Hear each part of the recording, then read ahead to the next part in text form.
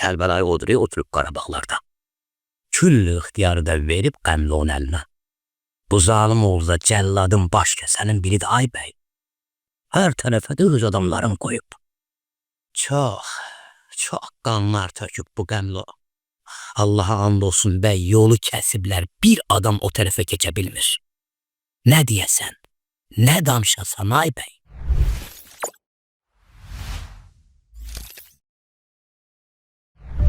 Ramazan Əhmədoviç Kadyrov 5 oktyabr 1976-cı ildə Çeçenistanın Tsenterol kəndində anadan olub.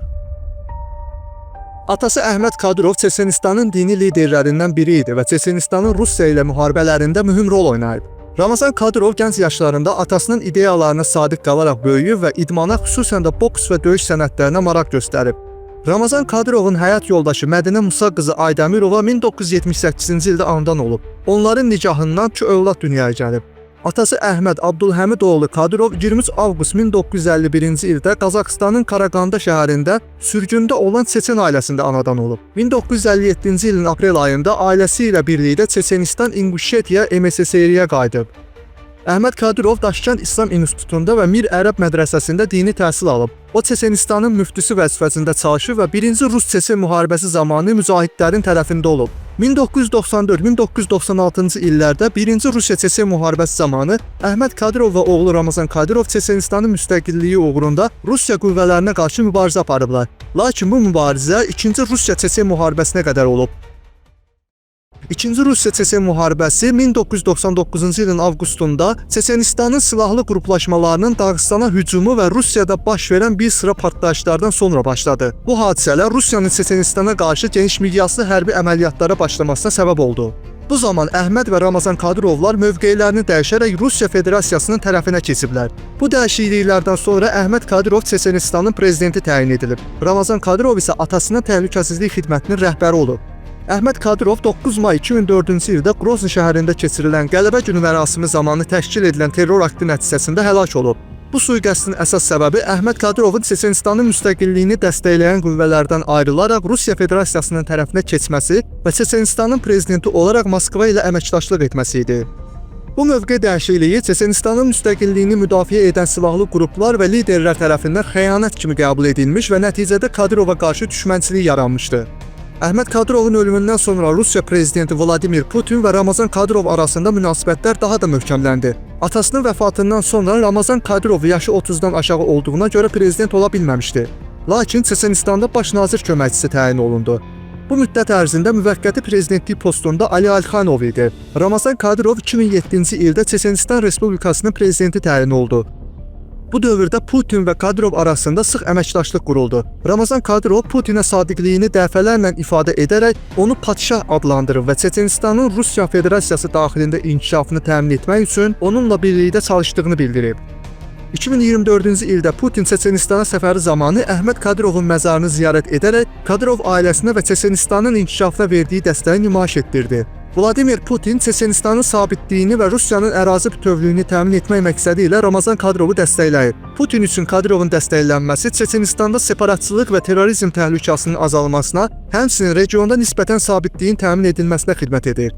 Ramazan Kadrovun 2007-ci ildən bəri Çeçenistanın rəhbəri olaraq fəaliyyət göstərdiyi dövrdə regionda bir sıra mühüm dəyişikliklər baş vermişdi. Kadrovun rəhbərliyi altında Çeçenistanın iqtisadiyyatı inkişaf etmişdi. Regionda infrastruktur layihələr həyata keçirilmiş, yeni binalar tikilmişdi. Kadrovun hakimiyyəti dövründə Çeçenistanda fərqli düşüncənin, müxalifətin və azad medianın kökü kəsilmişdi. Xaricə qaçan fəallar isə hətta orada da Kadrovun əmrləri ilə hədəflənmiş və sui-qəsdlərə məruz qalmışdı. Müstəqil jurnalistlər və media orqanları Çeçenistanda fəaliyyət göstərərkən ciddi təzyiqlərə məruz qalır. Tənqidi yazılar yazan jurnalistlər hədəf alınır, onlara qarşı təhdidlər edilir və bəzən öldürülür.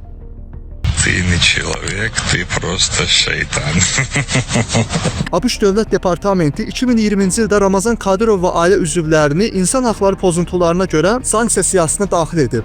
Kadyrov isə bu sanksiyalara cavab olaraq əlində 2 pulemyotla şəkil paylaşaraq döyüşü qəbul etdiyini bildirib. Ramazan Kadyrovun rəhbərliyi altında Çeçenistanda keçirilən ad günü şənlikləri və onun lüks həyatı beynəlxalq ictimaiyyətin diqqətindən kənar qalmayıb. O, 35-ci ad günündə Hollivoodu sözün əsl mənasında pul yağışına tutmuşdu. Bir çox tanınmış şəxsləri öz ad gününə çağırmışdı.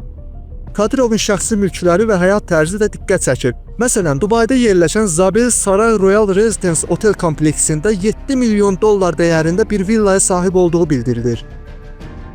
Bundan əlavə Kadirovun avtomobil kolleksiyası da diqqət çəkir. Onun parkında Bugatti Veyron, Lamborghini Reventon, Aston Martin 177 kimi bahalı avtomobillər yer alır. Bu avtomobillərin ümumi dəyəri 5 milyon dollardan çoxdur.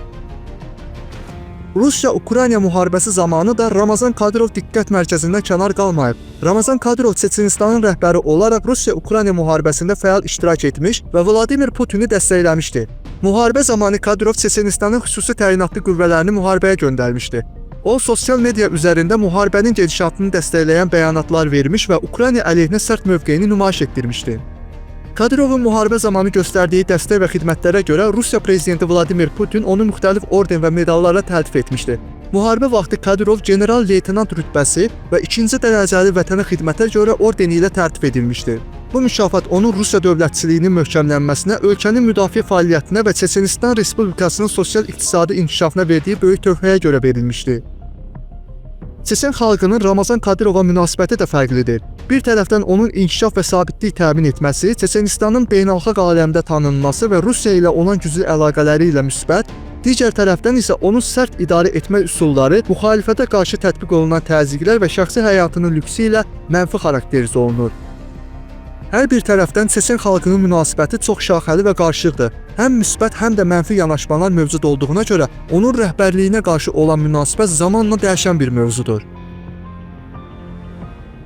Sonda isə məni düşündürən bir sualı sizinlə paylaşmaq istəyirəm. Məlum son baş vermiş təyyarə terroru ilə məncə bunu terror adlandırmaq olar, Ramazan Kadyrovun əlaqəsinin nə dərəcədə olmasıdır. Həmçinin təyyarəmizin vurulduğu gün Ramazan Kadyrov qardaşı oğlu Xamzat Kadyrovu medal ilə təltif edirdi.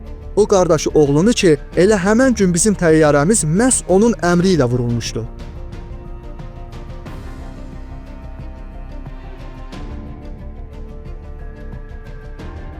Bugünkü videomuzun sonuna gəldik. Ümid edirəm ki, bu mövzu sizin üçün maraqlı və faydalı oldu. Əgər video xoşunuza gəldisə bəyənməyi və kanalımıza abunə olmağı unutmayın. Yeni və maraqlı mövzuları sizinlə paylaşmağa davam edəcəyik. Görüşənədək sağ olun.